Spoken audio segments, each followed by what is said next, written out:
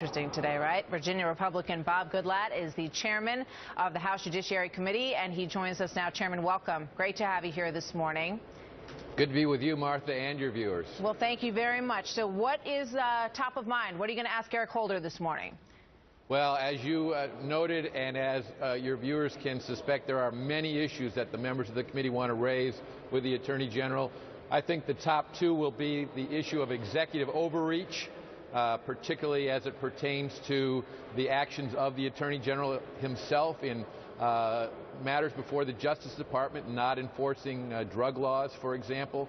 But this issue of the President of the United States either rewriting the laws or simply refusing to enforce existing laws is a serious threat to the Article I powers of the Congress, and this will be, I think, a main focus of the hearing. Also, we're very interested in hearing the Attorney General's take on the administration's proposals with regard to the Foreign Intelligence Surveillance Act and the matters stemming from NSA surveillance, the Edward Snowden revelations, and so on. The IRS issue will also be a top one. Absolutely, no doubt. Let's take a look at some of these executive order overrides that we have put together here. There is a look at the comparison between President Obama and previous presidents, George Bush and Bill Clinton. President Obama is at 176, George Bush 291, and Bill Clinton had a whopping 364 executive orders. So a lot of folks on the other side of the aisle from you look at that and say, big deal. You know, he really hasn't done anything in terms of numbers that compares to previous presidents.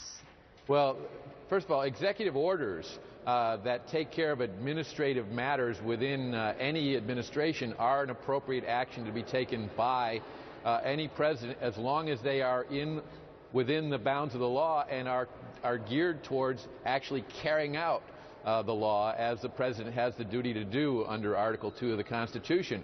So many of those executive orders are routine matters that are perfectly appropriate, including some that have been issued by President Obama. The issue isn't in numbers. The issue is in the reach that this president has undertaken in a whole host of areas, from education to welfare reform, simply waiving statutory requirements in our welfare laws so that benefits can be extended to people that do not qualify under the law for them, waiving requirements of the No Child Left Behind Act. Many of these things need to be addressed in the Congress, not in the White House, and the President should be turning to the Congress and saying these laws need to be changed, and not, I have a pen and a cell phone, and if you don't do it, I'll do it myself. That does not help build public confidence, and certainly not confidence in the Congress, that if we pass new laws, he's going to enforce them. And that's the problem with immigration reform, as the Speaker noted a couple of months ago.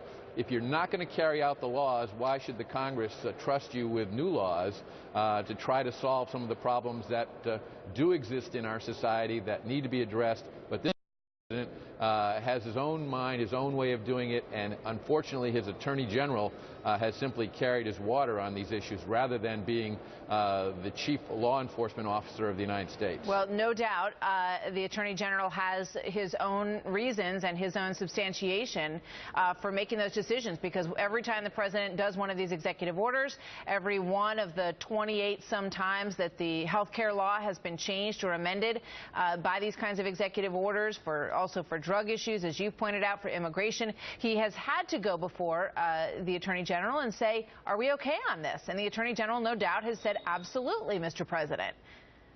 It's an unbelievable stretch of things like the concept of prosecutorial discretion, which is something that's good to have in the law, because there are hard cases where you'd say, you know what, that case doesn't deserve full enforcement. But when you take an entire class of people, maybe 1 million people, and say we're going to apply prosecutorial discretion to all of them, that to me is a serious abuse of the separation of powers in our Constitution. It's the Congress that writes the laws, the President's duty to carry them out. If he doesn't like a particular law, he needs to carry it out nonetheless.